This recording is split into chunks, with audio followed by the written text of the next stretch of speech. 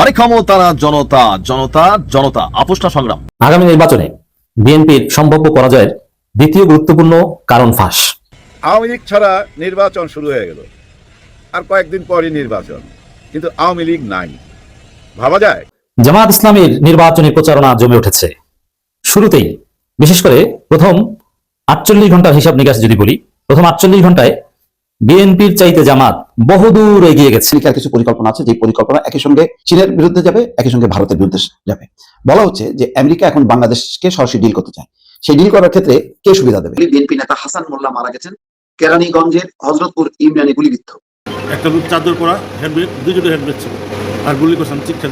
গুলিবিদ্ধ কেরানীগঞ্জের হযরতপুর ইউনিয়ন বিএনপির সাধারণ সম্পাদক হাসান মোল্লা মারা গেছেন। কেরানীগঞ্জের হযরতপুর ইউনিয়ন বিএনপির সাধারণ সম্পাদক হাসান মোল্লাকে গুলি করেছে দুর্বৃত্তরা।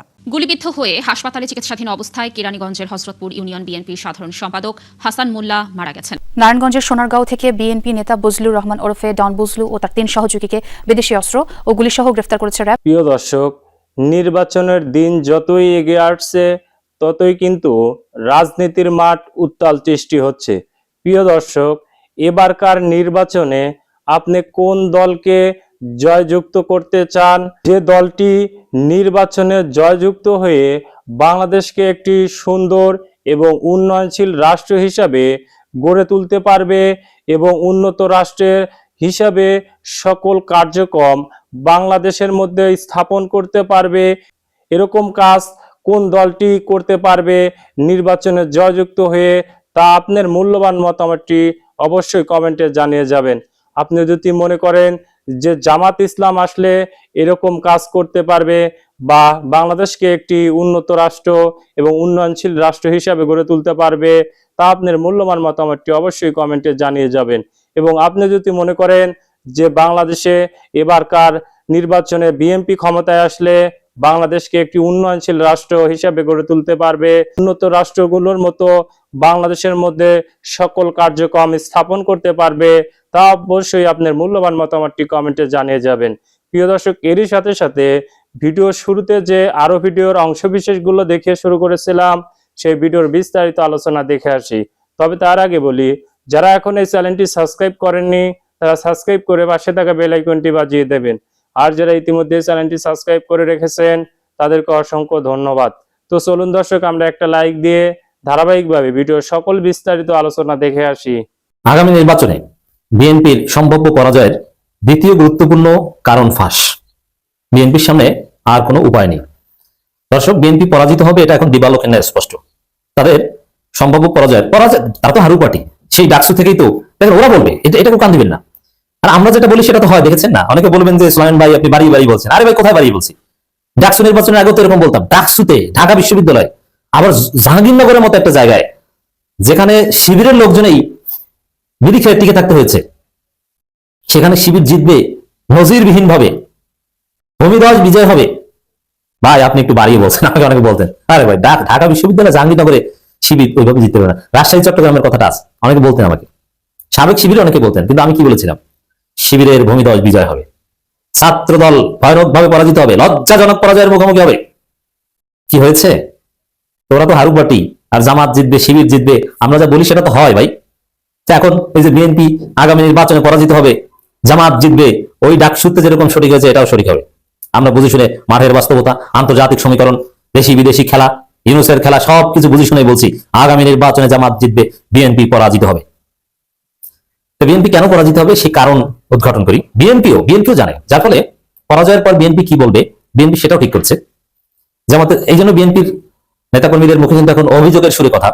এর মানে এই ফিল ভালো না, এই সেই আমেরিকা জামাতকে কি বলবে আমি বলে দিই।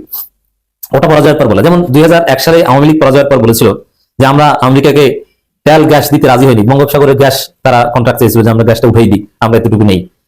এর জন্য নাকি আওয়ামী লীগ ক্ষমতা আসতে পারেনি। আমেরিকাকে তেল দিতে না গ্যাস দিতে রাজি হয়নি, ক্ষমতা আসতে পারেনি। সেন্ট মার্টিন দিতে রাজি হয়নি, ক্ষমতা আসতে পারেনি। বিএনপি দিয়েছে, ক্ষমতা এসেছে। 2001 সালে আওয়ামী লীগ পরাজয়ের পর এটা বলেছিল শেখ হাসিনা, এবং এটা শেখ হাসিনা পতনের আগ পর্যন্ত এটা বলে গিয়েছে যে 2001 সালে কেন ক্ষমতা আসতে পারেনি, আমেরিকা আসতে দেয়নি। এখন এবার যে জামাত ক্ষমতা আসবে, এরপরে বিএনপি এটি বলবে যে আমেরিকা জামাতকে ক্ষমতা এনে দিয়েছে, আমরা আমেরিকার সাথে গোপন চুক্তি করিনি, জামাত এই করেছে সেই করেছে, আমেরিকার সহায়তায় জামাত ক্ষমতা এসেছে। ওরা ওইটা বলবে, ওটাও রেডি করে ফেলেছে। আমি বললাম আপনারা লিখে রাখেন, বেশি দিন তো নাই, মিলিয়ে নিন। আমেরিকা জামাতকে ক্ষমতা এনে দিয়েছে, এই ন্যারেটিভ তারা বাজারে ছড়াবে। কিন্তু অনেক ন্যারেটিভই ছড়াবে, কিন্তু লাভ নাই। এইসব ন্যারেটিভ কিচ্ছু হয় না, আপনার ন্যারেটিভ খায় না। ডাকসুতে পরাজয়ের পর কত ন্যারেটিভ, নীলক্ষেতের ব্যালট অমুক তমুক, কোনো লাভ হয়েছে? একটা প্রতিষ্ঠিত করতে পেরেছেন না? পরাজিত পার্টি আরো পার্টি এরকম অনেক কিছু বলে। তো বিএনপি আগামী নির্বাচনে পরাজিত হবে। এখন পরাজয়ের পর বিএনপি কি বলবে এটা আপনাদের বললাম। আর পরাজয়ের কারণ কি হবে এটা নিয়ে এখন বিশ্লেষণ। একটা কারণ হচ্ছে চাঁদাবাজ। মূলত বিএনপি কে মানুষ বর্জন করছে তাদের চাঁদাবাজির কারণে। তাদের অন্তর্কন্দল, তাদের সন্ত্রাসী মানসিকতা, ভারতের দালালি, এগুলো তো আছেই, কিন্তু প্রধান কারণ চাঁদাবাজি। বিএনপি যদি 5 আগস্টের পর চাঁদাবাজি না করতো তাদের এত করুণ পরিণতি হতো না। তাহলে বিএনপির সম্ভাব্য পরাজয়ের প্রধান কারণ হবে চাঁদাবাজি। দ্বিতীয় গুরুত্বপূর্ণ কারণ হচ্ছে ভারতের সাথে গোপন চুক্তি। ডাক্তার সৈয়দ আব্দুল্লাহ মোহাম্মদ তাহের জামাত ইসলামের নায়েবে আমির তিনি বলছেন, একটি দল নতুন করে ভারতের সঙ্গে আপোষ করে আবার দেশ শাসনের জন্য বাংলাদেশকে বিক্রি করে দিতে চায়। এদেশের মানুষ 4 কোটি যুবক এটা হতে দিবে না। ভারতের আধিপত্যবাদের বিরুদ্ধের প্রধান শক্তি এনসিপি তো জামাতের সাথে, আর জামাতের প্রাসঙ্গিকতাই মূলত ভারত বিরোধীদের মধ্যে দিয়ে। তো দর্শক, এই জায়গায় এর অর্থটা কি? একটি দল নতুন করে ভারতের সঙ্গে আপোষ করে, তো ভারতের সঙ্গে আপোষ করে কোন দল? বিএনপি। এর মানে বিএনপি ভারতের সাথে গোপন চুক্তি করেছে, যেটা আনন্দবাজার পত্রিকা স্পষ্ট করেছিল, বিএনপি প্রতিবাদ করেনি। এটা যদি অপপ্রচার হতো, এখন মাহাদি আমিন বলছে, তারেক রহমানের উপদেষ্টা মাহাদি আমিন ছেলেটা শিবির করতো, এখন তারেক রহমান উপদেষ্টা হয়েছে না, শিবির করতেন বলে ভদ্র। যাই হোক, শিবির ছেলেরা বিভিন্ন দলে যেতেই পারেন, এটা আপত্তির কিছু। এই মাহাদি আমিন তিনি বলছেন না, ভারতের সাথে কোনো চুক্তি করিনি। আরে ভাই, এতদিন পরে এসে বললে হবে? মোশাররফ করিমের একটা নাটক বিহাইন্ড দ্য সিন দেখবেন, অনেক কিছু শেখার আছে, মজাও পাবেন। ওখানে একটা ডায়লগ আছে ফারুকের, এখন আমার স্বামী আছে, সংসার আছে, একটা বাচ্চা আছে, এতদিন পরে সেই কথা বললে হবে? আপনারা ভারতের সাথে দালালি করেছেন, ভারতের গ্রিন সিগন্যালে দিল্লির উপর ভরসা করে তারেক জিয়া বাংলাদেশে এসেছেন। ওই যে বলেছিলেন যে দেশে আসার সিদ্ধান্ত একক ও অবারিত নয়, তাহলে সেই ব্যারিকেড কিভাবে উঠে গিয়েছে? তার মানে দিল্লি সিগন্যাল দিয়েছে, সব পত্রিকায় প্রকাশিত হয়েছে, প্রতিষ্ঠিত হয়ে গেছে যে ভারতের সাথে চুক্তি করে এসেছেন। কি চুক্তি করে এসেছেন এটাও ফাঁস হয়েছে, এটা মানুষ বিশ্বাস করে ফেলেছে। সব মিলায় আমেরিকার কিছু পরিকল্পনা আছে, যে পরিকল্পনা একই সঙ্গে চীনের বিরুদ্ধে যাবে, একই সঙ্গে ভারতের বিরুদ্ধে যাবে। বলা হচ্ছে যে আমেরিকা এখন বাংলাদেশকে সরাসরি ডিল করতে চায়। সেই ডিল করার ক্ষেত্রে কে সুবিধা দেবে?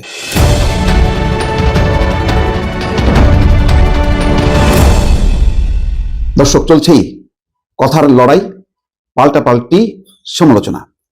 এই পর্যায়ে মির্জা ফখরুল ইসলাম আলমগীর বলছেন, ফিলিস্তিনে যখন গণহত্যা চলছে তখন যুক্তরাষ্ট্রের সঙ্গে জামাতের আঁতাত এটি দেশের স্বাধীনতা এবং সার্বভৌমত্বের জন্য উদ্বেগজনক, এমন একটা বক্তব্য তিনি দিয়েছেন, এবং সেটি মানে টেলিভিশন স্ক্রলে খুব বড়ভাবে প্রকাশ হচ্ছে যে এটি হচ্ছে সার্বভৌমত্বের জন্য ক্ষতিকর। ঠাকুরগাঁয়ে তিনি এক নির্বাচনী জনসভায় কথা বলছেন।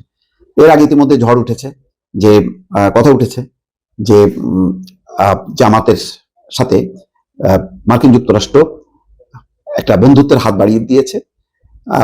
জামাত কথা দিয়েছে যে যুক্তরাষ্ট্রের বন্ধুত্ব থাকবে, এবং এই মর্মে যুক্তরাষ্ট্রের এক কূটনীতিকের সাথে জামাতের কোনো এক নেতার কথোপকথন হয়েছে। কার সাথে কার কথা হয়েছে সেটি প্রকাশ না হলেও এটি নিয়ে বেশ কয়েকদিন তোলপাড় হয়েছে। এখন প্রশ্ন হলো যে কেন এই কথাটি আসলো? বাংলাদেশের নবনিযুক্ত মার্কিন রাষ্ট্রদূত এখনো পর্যন্ত আনুষ্ঠানিকভাবে দেখা করেনি। তিনি প্রথম দেখা করেছেন তারেক রহমানের সঙ্গে, দ্বিতীয় দেখা করেছেন ডক্টর মোহাম্মদ ইউনূসের সঙ্গে, এখনো জামাত আমিরের সাথে কোনো সাক্ষাৎ হয়নি। কিন্তু বাংলাদেশের যে রাষ্ট্রদূত তিনি তো আর মার্কিন পলিসি, ফরেন পলিসি নির্ধারণ করেন না, করে হচ্ছে একেবারেই সেই যুক্তরাষ্ট্রের পররাষ্ট্র দপ্তর। তো এখন যুক্তরাষ্ট্রের পররাষ্ট্র দপ্তর বা পেন্টাগন তারা বাংলাদেশকে নিয়ে কি ভাবছে?